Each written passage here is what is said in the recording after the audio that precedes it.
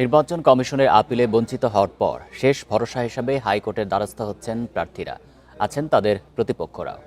মঙ্গলবার দিনভর আদালত এলাকায় ছিল কর্মী সমর্থকদের ভিড়। এমনকি বাড়তি জনসমাগম হওয়ায় নিরাপত্তার কারণে অনেক প্রার্থীর রিট শুনানি না করে বুধবার পিছিয়ে দিয়েছে আদালত। সুপ্রিম কোর্টের মূল ভবনের ২০ নম্বর কোর্ট, বিচারপতি রাজিক আল জলিল ও বিচারপতি আনোয়ারুল ইসলামের এই বেঞ্চেই শুনানি হচ্ছে নির্বাচনের প্রার্থিতা সংক্রান্ত অধিকাংশ রিট। মঙ্গলবার সকাল থেকে এই আদালতের সামনে উপচে পড়া ভিড়। নির্বাচন কমিশনের আপিলে বঞ্চিত প্রার্থীরা শেষ ভরসা হিসেবে দ্বারস্থ হয়েছেন উচ্চ আদালতের। তাদের সাথে আসেন শত শত নেতাকর্মী ও সমর্থকরা। তাদের আশা, ইসিতে না পেলেও আদালতে ন্যায় বিচার পাবেন।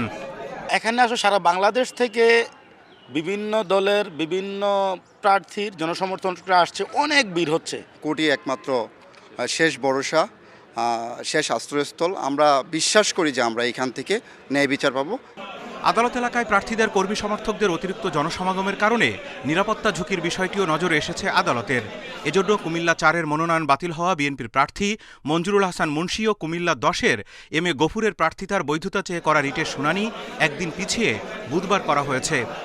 বিচারকবৃন্দ তারা জানালেন যে এই মামলাটা তারা আগামীকালকে শুনানি করতে চান, যেহেতু সকাল থেকেই মহামান্য কোর্ট লক্ষ্য করছিলেন যে কোর্টের ভিতরে আইনজীবী ছাড়াও বাইরের কিছু উৎসুক জনতার একটা ভিড় তারা লক্ষ্য করেছিলেন এবং তারা বারবার এই অনুরোধ জানিয়েছিলেন যে শুধুমাত্র আইনজীবী ছাড়া অন্যরা আপনারা কোর্টরুম পরিত্যাগ করেন।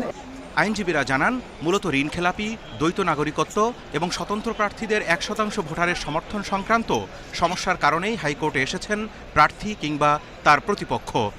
রিটার্নিং অফিসার কিংবা ইলেকশন কমিশন তাদের যে জুডিশিয়াল মাইন্ড, তার চেয়ে ব্রডার অ্যাসপেক্টিভে এবং ব্যাখ্যা দিয়ে, একটা আইনের ব্যাখ্যা দিয়ে, সুস্পষ্ট ব্যাখ্যা দিয়ে, সুন্দর ব্যাখ্যা দিয়ে, সঠিক ব্যাখ্যা দিয়ে ন্যায় বিচার করার ক্ষেত্রে অবশ্যই মানুষের সর্বোচ্চ আস্থার জায়গা হচ্ছে হাইকোর্ট। নির্বাচন কমিশন শিগগিরই প্রার্থী তালিকা চূড়ান্ত করলেও আদালত থেকে অনুমতি পেলে যুক্ত হতে পারেন আরও বেশ কিছু প্রার্থী। Zahidul Bashar, independent news, Dhaka.